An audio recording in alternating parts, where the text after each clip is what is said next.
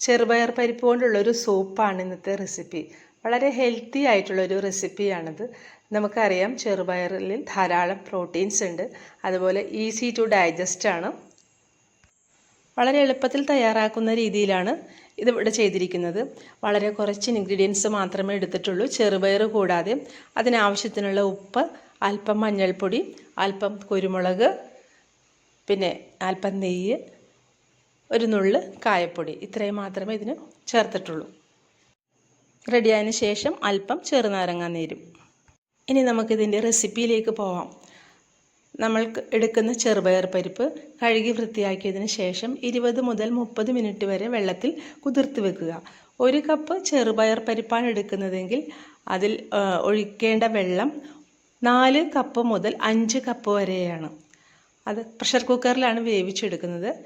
ചെറുപയറും ഉപ്പും അല്പം മഞ്ഞൾപ്പൊടിയും ചേർത്ത് ഒരു 4 തൊട്ട് 5 6 വിസിൽ വരെ കൊടുക്കാം. അതായത് നന്നായി വെന്തുടയണം, സൂപ്പിനല്ലേ.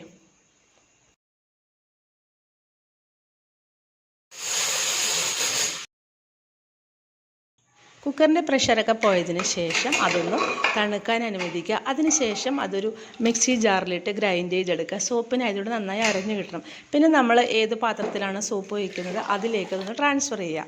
ആ സമയത്ത് അതിൻ്റെ കൺസിസ്റ്റൻസി നോക്കുക. ഓരോരുത്തർക്കുള്ള വേണ്ട കൺസിസ്റ്റൻസി അനുസരിച്ചിട്ട് നമുക്ക് വെള്ളം ചേർത്ത് കൊടുക്കാം.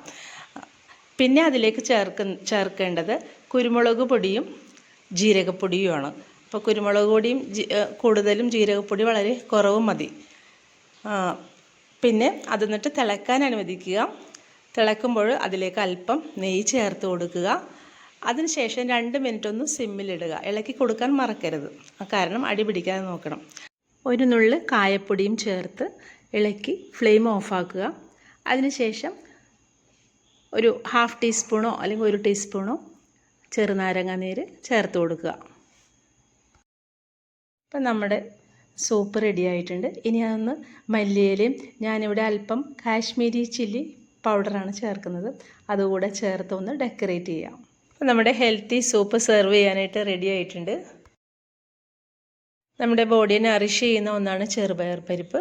അതുപോലെ വെയിറ്റ് ലോസ് ഒക്കെ ആഗ്രഹിക്കുന്നവർക്കും നല്ലൊരു റെസിപ്പിയാണിത്. ഇതുവരെ ട്രൈ ചെയ്യാത്തവർ ട്രൈ ചെയ്ത് നോക്കുക. നിങ്ങളുടെ കമൻറ്റ്സ് അറിയിക്കുക. വീഡിയോ നിങ്ങൾക്ക് ഇഷ്ടമായാൽ ലൈക്ക് ചെയ്യാനും ഷെയർ ചെയ്യാനും സബ്സ്ക്രൈബ് ചെയ്യാനും മറക്കരുത്. താങ്ക്